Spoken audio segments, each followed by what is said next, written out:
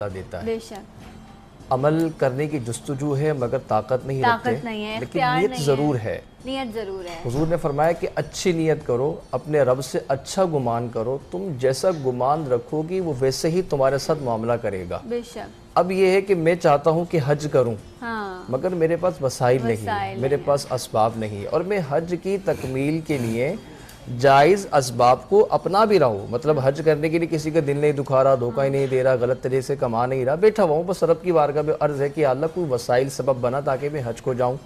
تو یہ ایک میری نیت ہے، اور اس نیت کے اوپر اگر آپ یہ چاہتے ہیں کہ اللہ تعالیٰ مجھے اجر عطا کرے، تو آپ اگر کوشش کرتے ہیں اچھائی کی جانب بڑھنے کے لیے، کوئی نیکی کرنے کے لیے، تو حضور نے فرمایا کہ نیکی کا ارادہ کرنے والا گویا ایسا ہے نیکی کر لی گئی، کیونکہ نیکی کے ارادے پر بھی ایک نیکی ہے. اچھا نیکی کا ارادہ کیا تو آپ کی نیکی نیت کر لی، آپ کی نیکی لکھ دی گئی. اب جب اس کی تکمیل کریں گے نا، جب اس کو مکمل کریں گے تو پھر اللہ تعالیٰ اپنے شاعر شان اس کا بدلہ دے گا. لیکن وہ ایک ہوتا ہے نا، آپ کو روحانی تسکین ملتی ہے نا جب ہو جاتا ہے نا، تو آپ کہتے ہو کہ یا اللہ شکر. اور اکثر یہ نیت آپ کی کسی کے لیے کچھ بھی بہتر کرنے کی ہوتی ہے، اور آپ بے قرار ہوتے ہیں کہ یا اللہ بس مجھے اسباب دے دے، اور کبھی کبھی ہو بھی جاتا ہے، اسباب مہیا ہو جاتے ہیں. دیکھیں میں نے کہا نا، اس کی وجہ یہ کہ اللہ تعالیٰ سے جیسا گمان رکھو گے اللہ ویسا معاملہ کرے گا. آپ دیکھیں اللہ نے ہم پر کتنا رحم فرمایا.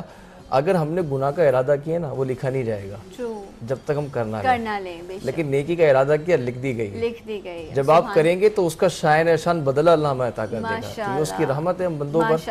ہمیں کم از کم نیک ارادے ضرور کرنے چاہیے، نیک نیتی ضرور رکھنی چاہیے، تاکہ ہمارے اعمال میں ان کی نیکیاں لکھی جا سکیں. اچھا ایسے ہوتا ہے اکثر و بیشتر، کیونکہ اب